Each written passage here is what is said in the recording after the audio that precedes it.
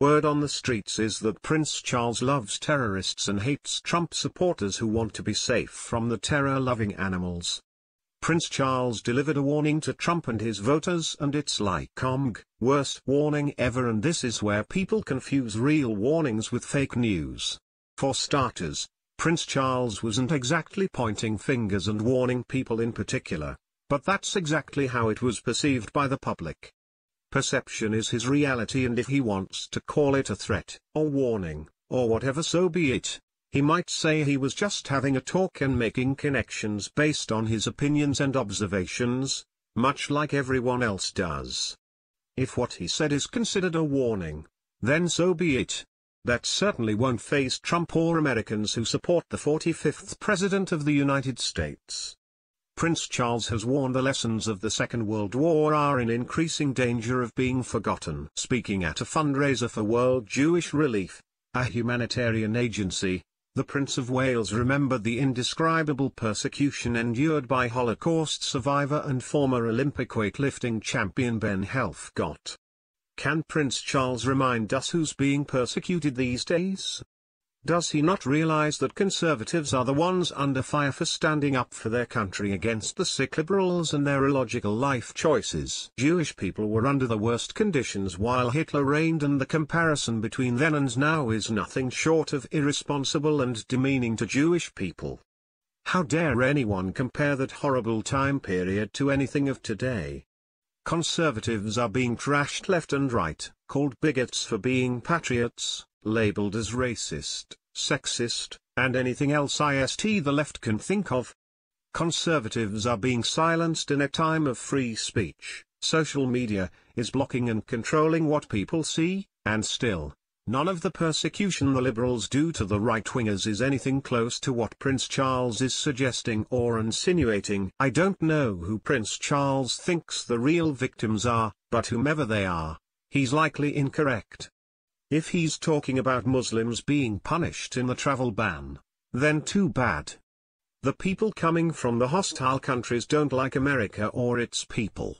Why would they want to be here, and why would Americans want them here? It's like a bad breakup where two people agree to stay away from each other, and that's what should happen. Are the liberals and their mentally unstable, gender-confused terrorist sympathizers being persecuted? Well, come on now, folks. We don't want men in the women's room, and we don't want terrorists in the country. If that's a hard concept to grasp, then too darn bad, and the persecution continues. However, anything a liberal endures today is nothing compared to what Jewish folks suffered through during Hitler's era. Don't even try to make comparisons or connections, because that's a low blow to Jewish people, and they have done nothing but thrive and succeed after real persecution. The prince, who recently issued a veiled warning over the election of Donald Trump, said it was his grandmother's sheltering of a Jewish family which inspired his work with a range of faiths. The work of World Jewish Relief enables us to rally together to do what we can to support people practically, emotionally and spiritually. The royal, who was appointed patron of the charity in 2015, told a crowd of hundreds, particularly at a time when the horrific lessons of the last war seem to be in increasing danger of being forgotten. I admire Prince Charles' admiration for his grandmother and her willingness to shelter a Jewish family in a dire time for need and protection. That's an amazing thing that she did.